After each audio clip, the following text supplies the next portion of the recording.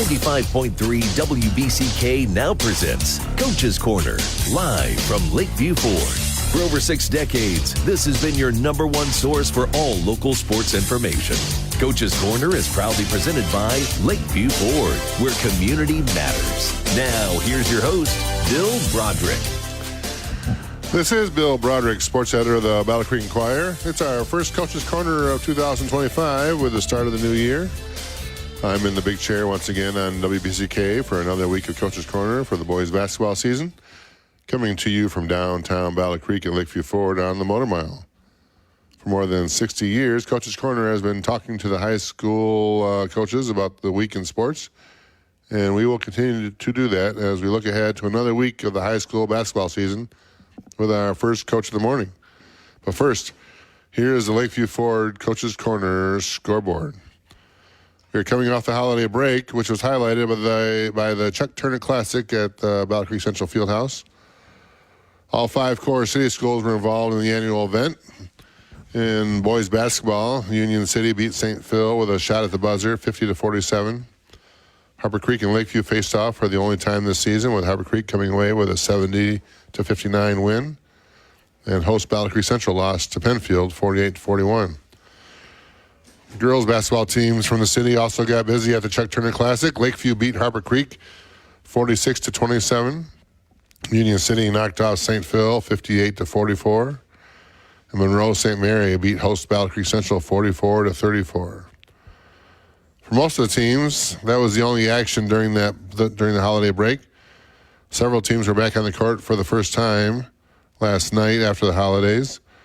In the Enquirer game of the night, St. Phil had a unique experience and were able to play at the Chrysler Center on the campus of the University of Michigan. They played East Jordan, and they came away with a win, 52-47 in the boys' basketball game. The St. Philip girls were also involved, and the Tigers lost to East Jordan in their game. In other boys' basketball game action last night, Lakeview lost on a three-pointer at the buzzer to Parma Western, 60-58, and Penfield beat Lake Odessa, 61-50. We will be back with our first Coach of the Morning after this break on Coach's Corner on 95.3 FM WBCK.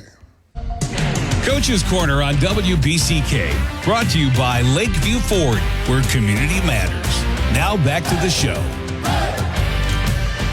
This is Bill Broderick, sports editor of the Battle Creek Enquirer. We're here with our first Coach of the Morning, Coach Bowling of the Harper Creek Beavers. Good morning, Coach. Good morning, Bill.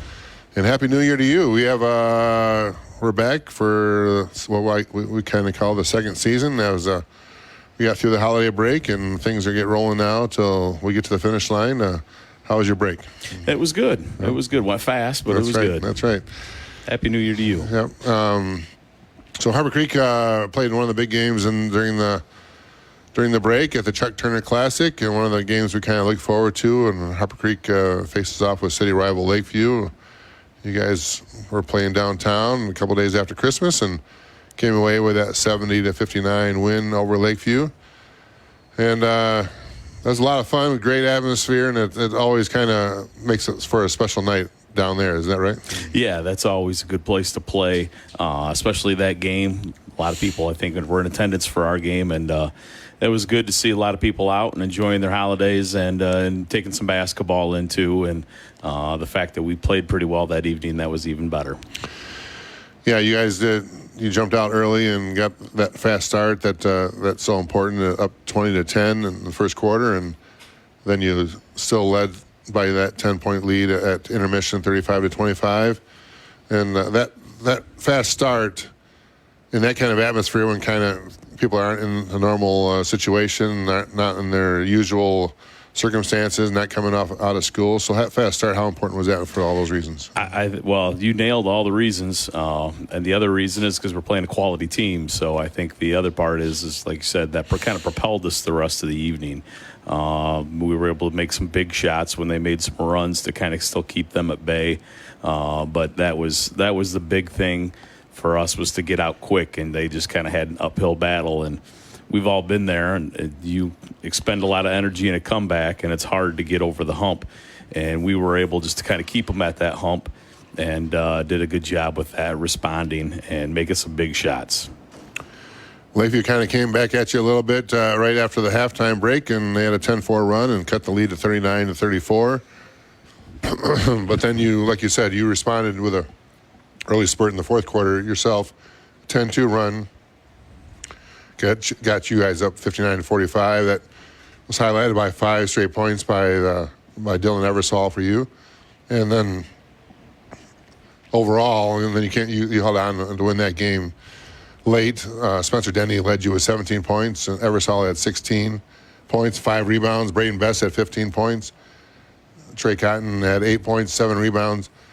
So another all-around team effort, which is kind of what's been your hallmark this year, and that was good to see, right? Yeah, we don't have just one guy we lean on. We have some pretty good balance, and that was on display again that night. So our balance was there, and then we still had a lot of contributions from other guys as well. So that was good to see. We just have to continue playing that way, making sure we share the ball, and ball and player movement's a big key for us offensively, and not settling. And that victory put you guys at 7-1 before the break, and that had to feel awfully good going into finishing up that first section of time. And I imagine that's how you kind of split up the season, and coming out like that. How does that feel as a coach? How you feel as a team? Well, that's pretty good. I mean, we're pretty darn happy being 7-1 right now. I mean, the other part, reflecting back and looking at that, is we're 7-1, and so there's 8 games played, about a third of our way done, and we've only had 2 out of the 8 games have been at home. So we've survived what we've needed to do on the road, and really done a nice job playing on the road. And it'll be nice to kind of come and play at home a little bit, since we haven't really had that opportunity. Looking at the schedule, it looks like you have 4 straight home games coming up right away. And a big one is Penfield coming up this week, and another one with Coldwater, so 2 games in the league. At 7-1, you're allowed to be thinking about those big things, hopefully being in the running for the league championship this year and with your experienced group. So a big week for you with 2 Interstate 8 conference games. How do you kind of get ready for that right off the bat, coming off the break, and making sure everyone's has their mind right? Well, you can't get too far ahead of yourself. I mean, the league really doesn't mean anything. We're in second place right now. I mean, the next game we play is the most important game we have, and that is on Tuesday. So we kind of have to do this one. I mean, it sounds cliche, but you have to do this one game at a time. You can't look ahead. Can't look past anyone. So we have to have our focus entirely on Penfield coming up on Tuesday. And that's not hard to do. That's a rivalry that's been nice to watch from the fan perspective. And Penfield Harbor Creek has given us some good games over the years, and it's always fun to watch 2 city rivals there going at it. And they have a bigger team this year, a big front line, and that's kind of not what your forte is right now with your squad. You guys use a lot of depth and a lot of quickness, and kind of a different styles. Styles kind of make fights is what we kind of say that, and that should be a lot of fun to watch. And how do you kind of deal with that in terms of what you've thought about in the scouting report for Penfield right now? Well, that's kind of, it was no different than how it was last year. We talked about that their strength is not necessarily our strength, and our strength isn't theirs. It's kind of going to come down to be like a battle of wills, and seeing what we can do. The fortunate part about this is we're pretty much in this situation most nights, so we've been in the situation with their size and where people want to play through their bigs and go inside and out, and so we're familiar with that, and we just have to roll up our sleeves and maybe ugly at times, and we just got to play through those ugly moments and just keep battling and hope we do enough on the perimeter and the guards take advantage of what they might need to do, and hopefully that'll carry us. And let's circle back to that 7-1 start again a little bit. That has come from a lot of different places from your whole team. The idea that get a little help from everybody. You don't have one leading scorer that's hitting 20, 25 points a game. You have all guys that kind of balance, and I think that's what you like about this team. If you had 7 guys that were all averaging 8 points a game, you'd be happy. And that's the kind of team that you kind of have. Talk about that team and maybe the standouts for you, or maybe some of the surprises. Well, I don't think there's a whole lot of surprises based on what we've done to this point. The kids set some high standards for themselves, and we've kind of kept them in house, and we're going to continue to do that. But I don't think they're surprised necessarily. The players in the locker room are surprised. We just have to continue to do what we do and do it at a high level and make it about our standards and how we play, and make sure that we're sharing the ball and keeping the ball movement, because honestly, that's what makes us go. And the other part of it is hard if you're playing against us. You can't just take one person away, because we got 6 capable guys, 7 capable guys. Well, let's see. We've had 8 different guys in double figures this year. So that's tough to defend if you're going against us. And all of that comes from that very experienced team. All these guys have playing time from last year, and they came in rolling this year and knew what you wanted from them, and knew what it took to be successful because of that nice finish that you had last year. How happy are you that they were able to roll into this year and use that momentum from last year? And what's it going to take to keep that going? Did you guys have a pretty good break talking about those kind of things? Well, break has been kind of tough, to be honest. After a game, we've been kind of battling the sickness bug this week. So we really haven't had everybody there this week yet.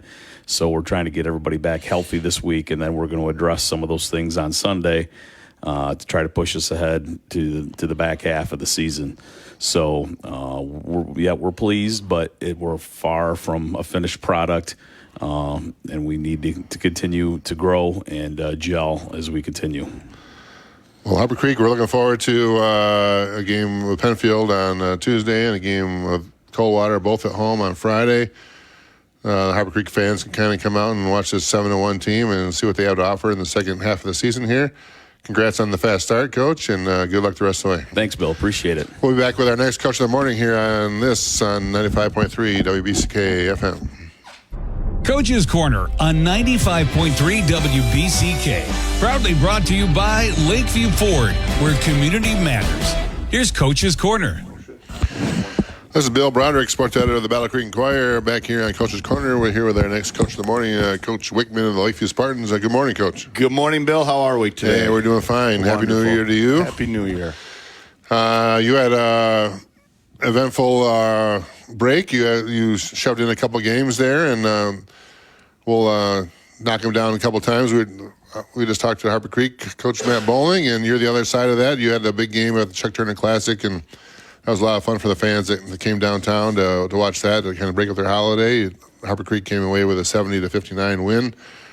But you said a couple times before that's, regardless of the score, that's always a great experience for the kids to play down there at the field house, and that experience and playing in that historic field house itself, and that's the kind of experience you had that night, right? Yeah, I thought it was,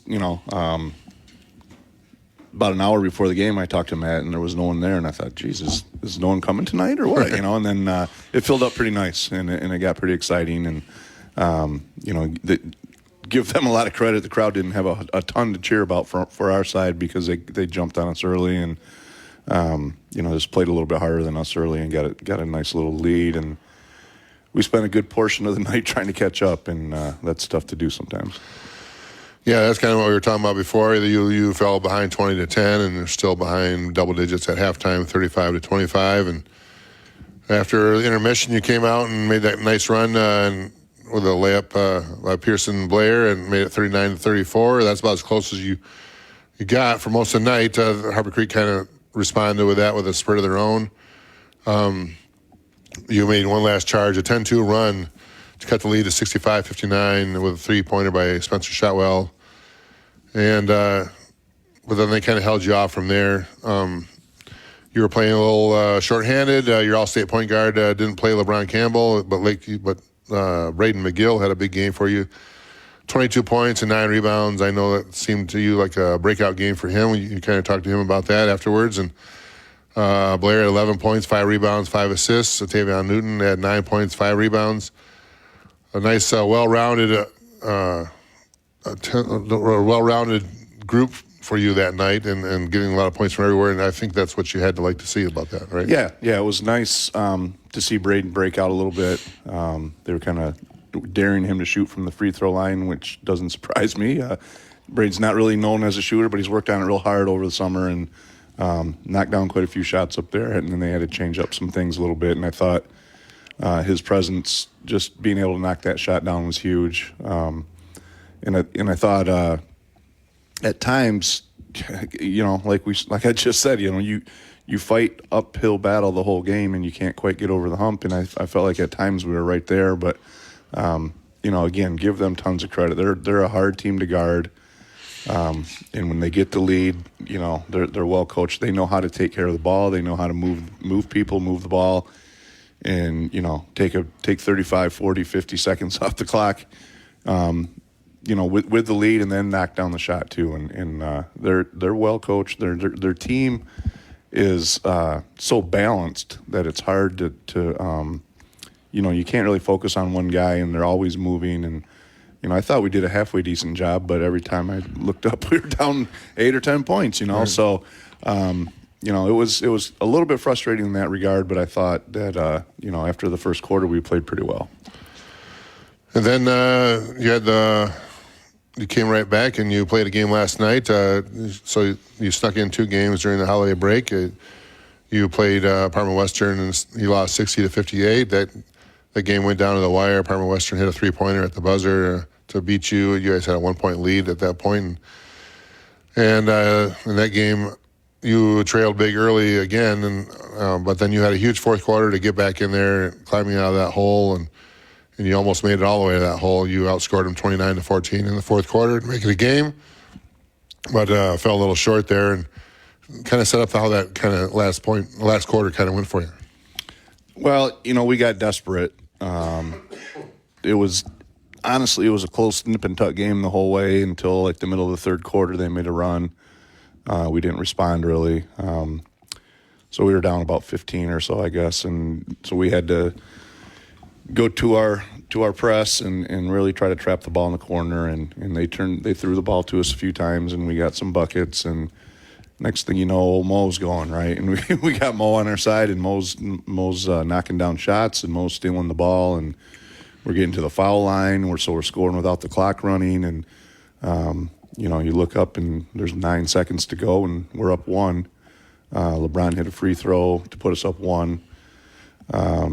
They took the ball across half court, called timeout, and then I don't know. We switched to zone because we didn't want to foul, and we were worried about. They had a kid that had just been driving, and I think it screwed them up. I think they were confused on what to do when they came out of the timeout, and the young man that caught the ball looked around and saw the clock was ticking down and threw it up there and it went in. And then that's the beauty and the agony of the game of basketball. If that doesn't go in, we're all celebrating a huge, great comeback, and instead we're all feeling like we got punched in the gut this morning a little bit. Well, you got LeBron back on the court last night. He had a big game, 35 points, 9 rebounds. Jackson Hardy played big in the paint for you at 11 points. And talk about how tough it is to kind of play those games before you're even back in school. The Holiday Classic is one thing where everyone kind of gets ready for it and gets up for that. But then this game, the Friday when the kids aren't back in school and they're looking forward to trying to finish off their holiday break, and they're not back in school until Monday, and you still have to kind of put a game plan together and get some practices and get everyone focused on playing a game. That can be a challenge right there. Yeah, I don't think we'll do it again, Bill. I just when it's May and you're making the schedule out and you're going, oh yeah, January 3rd is the day. That's right after New Year's. That'll be a great time to play. And then you figure out later on as you're looking at it, oh, that's the Friday before we go back to school. Nobody wants to go back to school, right? So that was a challenge, and we met that. We talked about that elephant in the room before the game. Like, what is your motivation tonight? How are you preparing yourself mentally to get after this? Because there's no, if we were playing Battle Creek Central or Harper or a natural rival, you don't worry about those things. But you're going to Jackson Parma Western, who we've played once in the last 20 years last year, right? And so we were worried about that, and we talked about that. And I'm a huge believer in, like, if there's an elephant in the room, let's talk about it. And I thought we came out and the first quarter was 9-9. Second quarter was they outscored us by 5. But we just didn't have the energy that we normally have, and that was disappointing because we had 3 great practices last week. We really did. We got after it Monday, Tuesday, and Thursday, and I thought we had made some progress with our defense, and things were looking a little bit better. And then, you just you never know when you're dealing with. I don't know how many people remember Mark Sisko. He's one of our old football coaches. He always said, we got to be insane. We're putting our happiness in the hands of 16, 17-year-old kids, and you just don't know how they're going to react sometimes. And I was disappointed with how we reacted in the middle of the game, but the fourth quarter was about the best quarter we've played all year as far as doing the things that we want to do, turning people over and getting easy shots. And so that's a bright spot. That's something to look forward to. And like I said, if that shot doesn't go in, it's the best win ever. That's right. Yeah. And you've had a couple of those wins. And that's kind of been your up and down season so far. And we kind of look at the season in sections, and like the first half of the season, we talk a lot about that before the holidays is that, and then the second season is coming up here, and you guys went 3-5 in that first part, but some big wins and then some frustrating losses, like you said, and it's been up and down, and you kind of still feel like, even now, you still feel like your team is still kind of coming together in terms of the way the season is set up. There hasn't been a real regularity to it, but now that you get the second part of the season, are you looking forward to that and getting on a more regular basis, playing 2 times a week, and then getting kind of on a roll? Yeah, for sure. I think as much as we all enjoy vacation, when you do basketball, you get the Thanksgiving vacation, you get the Christmas vacation, you get the winter break. There's so many irregularities. It's hard to get into that 2 games a week and 3 practices a week routine. But I told the kids last night after the game, we're going to be in it. We're going to be in. Next week we're Tuesday, Saturday, and then we're Tuesday, Friday, Tuesday, Thursday, Tuesday. I mean, we're playing 2 games a week every week, pretty much from here on out. And so that routine will take care of itself in the next few weeks here. Whether that leads to us being better or not, I don't know. I hope it does. But we've got a lot of good pieces. We just got to figure out a way to put everybody together and get some of these close games. You play at home against Caledonia on Tuesday, a makeup game on Saturday, right? That's Portage Central game? Correct. Yeah, that was snowed out Thursday prior to break. Is that at home or is that on the road there? That's home. That's home game. Yeah, so you have 2 home games that's coming up this week. Yep. Caledonia on Tuesday, Portage Central on a Saturday game. Is that afternoon, or are you going to go 7 o'clock on a Saturday for that one? Saturday's going to be afternoon. I think we're starting the freshman game at 11, right, and then we'll go from there. So a big week at home for the Lakeview Spartans as they get ready to start rolling in the second half of the season and getting things with some more rhythm and getting going. And it should be a fun time for everybody. And like you said, a lot of nice pieces and a couple really nice wins already to kind of build on. So it should be a lot of fun. Thanks for coming down here, Coach. All right, Bill. I appreciate it. Let's hope it snows all day again today, right? That's right. All right. Holy cow. We'll be back with our next Coach of the Morning here after this on WBCK 95.3 FM. Coach's Corner on WBCK, brought to you by Lakeview Ford, where community matters. Now back to the show. This is Bill Broderick, the Battle Creek Enquirer, back here on Coach's Corner. We're here with our next Coach of the Morning. We have Coach Robbie Hatton, the Penfield Panthers, on the phone. Good morning, Coach. Good morning, Bill. How's things going for you? Hey, we're doing great. Happy New Year to you, and thanks for joining us this morning. Thank you. We have you had an eventful off break with the kids on holiday break, and it started with the Penfield Panthers down there at Chuck Turner Court during the Chuck Turner Classic, which is always fun for all the fans to kind of be involved in. And you were able to have the marquee game of the night. You played host Battle Creek Central in the final night of the 55th annual Chuck Turner Holiday Classic, and you came away with that 48-41 win. Talk about that experience as a first-time head coach for the Penfield Panthers and getting to play at historic Battle Creek Central Fieldhouse and having your kids get a victory at the same time. Yeah, honestly, I'm new to the event, new to the Battle Creek basketball scene, and I'm not going to lie, I saw that. And why are we playing in a game 2 days after Christmas? And then got there, and it's just such a cool environment. They've done a great job of really, really showing the history of that building and basketball and Battle Creek in general. And this event kind of symbolizes the history of Battle Creek basketball. And not just Battle Creek Central, all of the local schools as well. So it was a really cool event. I was happy to be in it. And, obviously getting a win was nice. But, I thought it was more about the experience of the event than anything. And, it was good. It was just good to be in it. Lauren did a great job of running a very smooth event. The low-scoring game early, and you led 19-15 at halftime, and you stretched that lead a little bit by the end of the third quarter, up 30-21. Battle Creek Central kind of come at you a little bit in the fourth quarter and cut the lead to a single basket, 38-36, with a couple of free throws by the Bearcats, and then you had a fast break up and under basket by Johnny Lake, and that put you back at 42-36. And then he grabbed a big rebound on the other end of the court and gave you another possession, and that kind of ended the Bearcats' rally from there. And getting that lead, and then on that home court of Battle Creek Central and seeing them come back, you had to like how your kids kind of held their composure and held on and got that big win in that kind of environment. Yeah, absolutely. It's one thing that we've really shown this year, some resilience. We've had some games where we've gotten up quite a bit and battle back and with the battle back. And we're getting teams best a lot lately. We've been playing some good basketball, so teams that come out for us, they're gunning for us, and and I'll tell you, going back and watching the film of Battle Creek Central, I think the biggest thing is we just weren't being very aggressive. We didn't shoot terribly at first. After the game, I was like, man, we shot a terrible percentage tonight. We didn't. We just weren't really looking for our shots. We didn't have anybody that really wanted to step up and be the aggressive player and say, hey, guys, we can handle this. We're all right. And we let their pressure get to us a little bit, and that really just got us out of rhythm. So it's one thing we've really stressed lately is we can't let other teams be the more aggressive teams. We've got to continue to be the aggressive team. We've got to continue to run and gun. I mean, we're trying to get 55 to 70 shots up a game, and I think against Battle Creek Central, we only shot the ball 38 times. So just weren't really looking for our shots. We just weren't really playing composed, and something that we're definitely working on.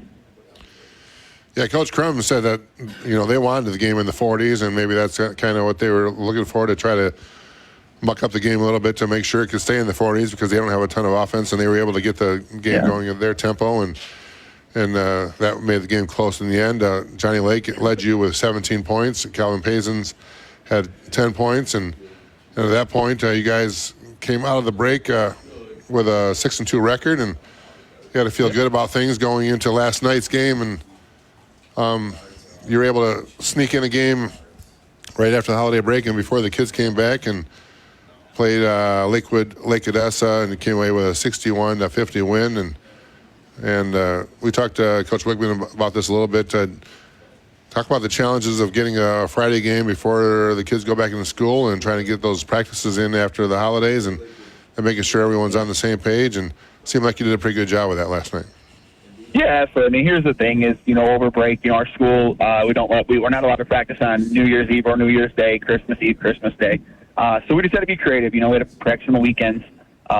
Which then you're fighting family time, and it's just being a juggling act. One of the biggest hats that coaches wear is jugglers, and it's just we got to juggle everything and try to find times that work. And our kids did a great job of attending as much as they could, and we had a good break. We got better in a lot of areas. We really focused on just the little things.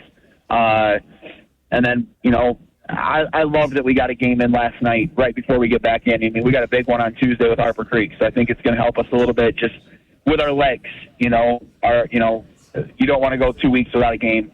And, last night you could see even after a week without a game, we were a little rusty at first. Our legs weren't quite there yet, so it took us a little bit to get going. But it was good. I really like playing Lakewood. Good team, good physical team, great coach, real fun to play with.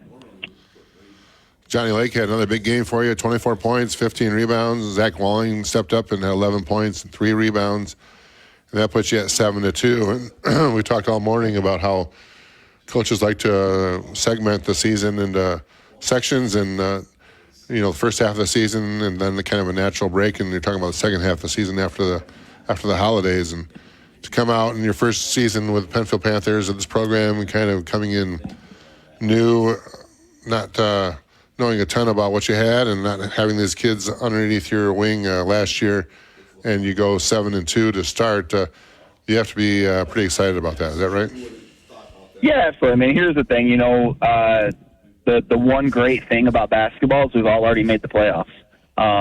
So we use the regular season to get better.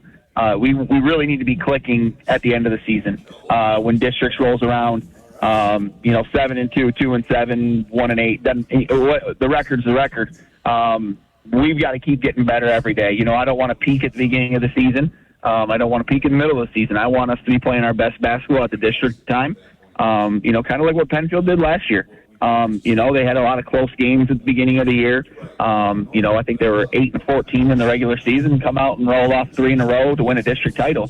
And they were playing well at the end of the year, and that's what we got to keep doing. We don't want to be playing our best basketball now. We want to be playing our best basketball in February. And you're coming out of the break, and you have a big one to make sure that the focus stays there. It won't be hard to do that, as Penfield will play at Harper Creek on Tuesday. The kids always get excited for that matchup. It's a conference game. It's a city rivalry game. It's a game that's given local city basketball fans a lot to watch and enjoy over the years. It's always been a good game and a good clash. And this year is kind of a little clash of styles. You have shown that you can go big on the inside. You've shown that you can shoot from the outside with all your three-pointers. And, both those things going. And then Harper Creek has a balanced attack, a lot of guys, 8-9 guys that can lead them in scoring over the season. And that's a game to get excited for, and it's a big game that kind of gets you going in the second half of the season and get you off to a nice start if things go well for you. Is that right?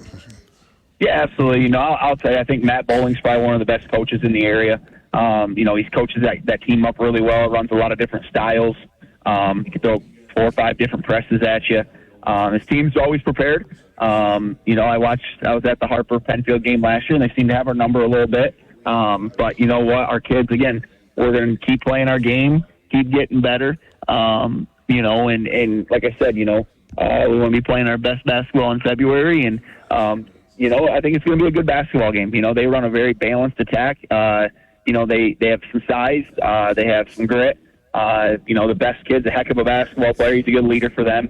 And then if they need to go big, they can throw old big Zach Kitchens down there, and he can defend the paint pretty well. So, they're a very balanced team, and I think it's going to be a great matchup for us.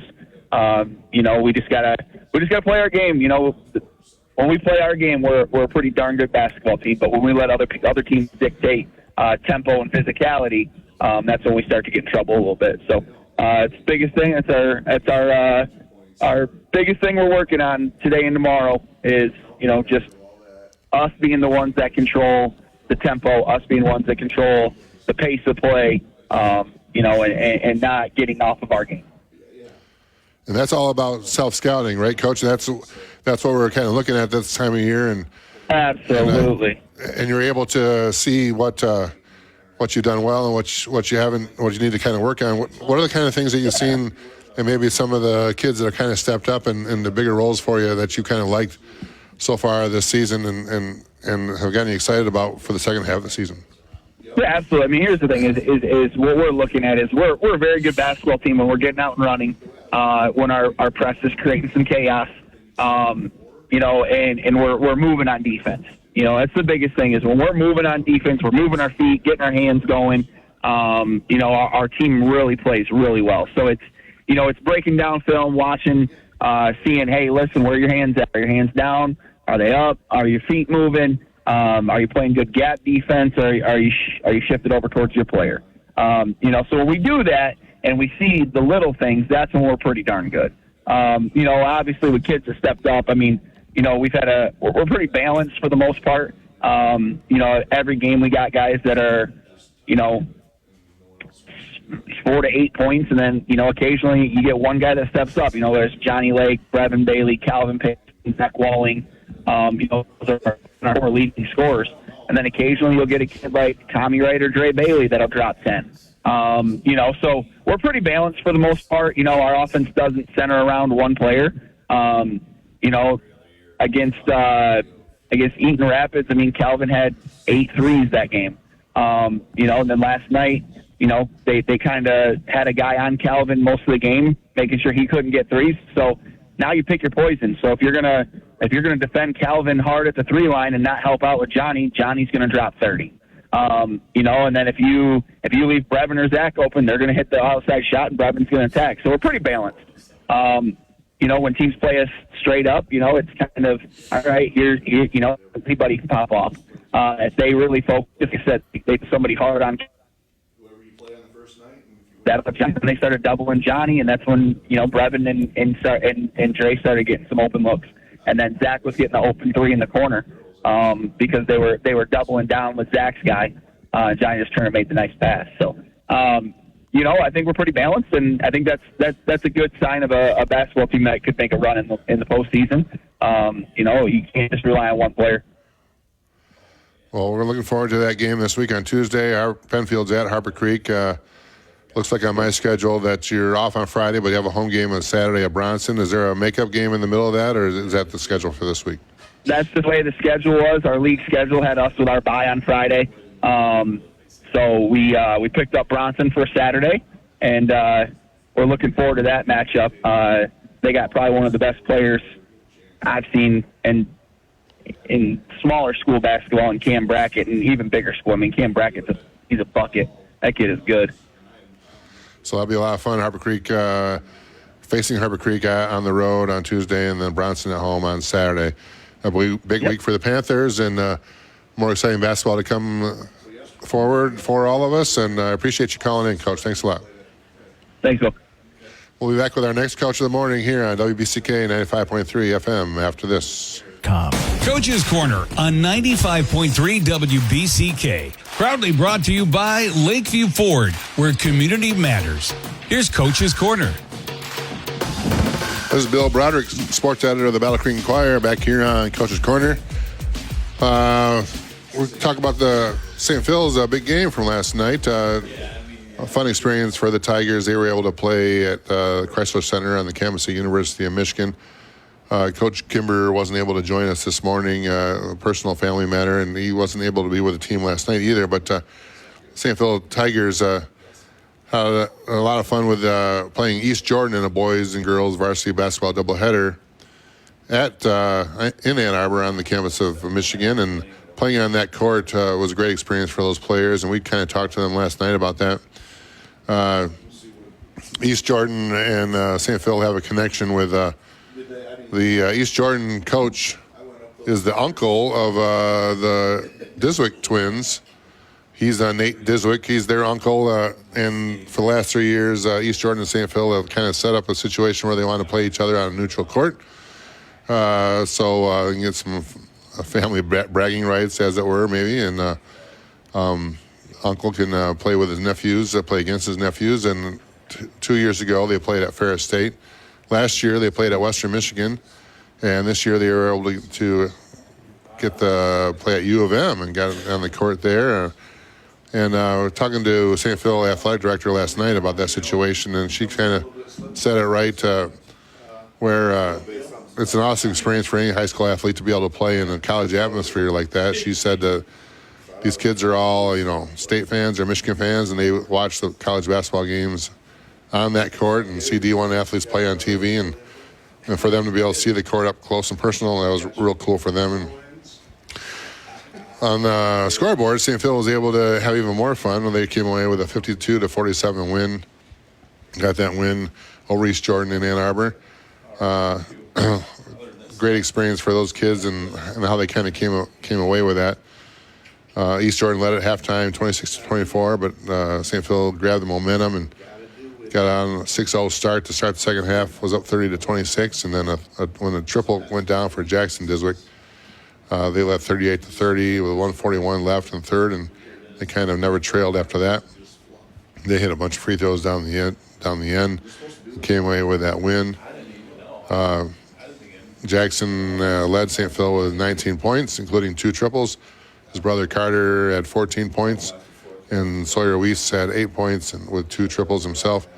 And St. Phil came out of that, ending the first half of the season 6-2. So that's a great win for them and got some momentum going in the right direction for the Tigers as they're getting ready for a big week coming up. That came after a buzzer-beating loss to Union City in the Chuck Turner Classic. So an up-and-down holiday break for the Tigers. But they're going forward, and they're going to play at Hillsdale Academy on Tuesday. And then they'll have a big game against our rival Climax Scots at home at Sheila Guerra Gymnasium on Friday. That'll be a lot of fun for the Tiger fans and the Panther fans, which that's always a big game for them to look forward to. And St. Phil is playing some pretty good basketball with the kind of kids that have a lot of experience and still not a ton of seniors on the team, but a lot of kids with 3 years of varsity experience on the court, and that's kind of showing this year as they're really coming into their own with that 6-2 record. We'll be back with our next Coach of the Morning, Coach Durant Crum of the Battle Creek Central Bearcats, after this break on 95.3 WBCK FM.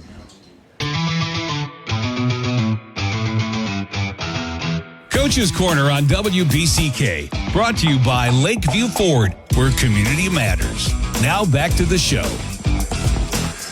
This is Bill Broderick, sports editor of the Battle Creek Enquirer here, back with our next Coach of the Morning. We're here with Coach Crum of the Battle Creek Central Bearcats. Good morning, Coach. Good morning, Bill.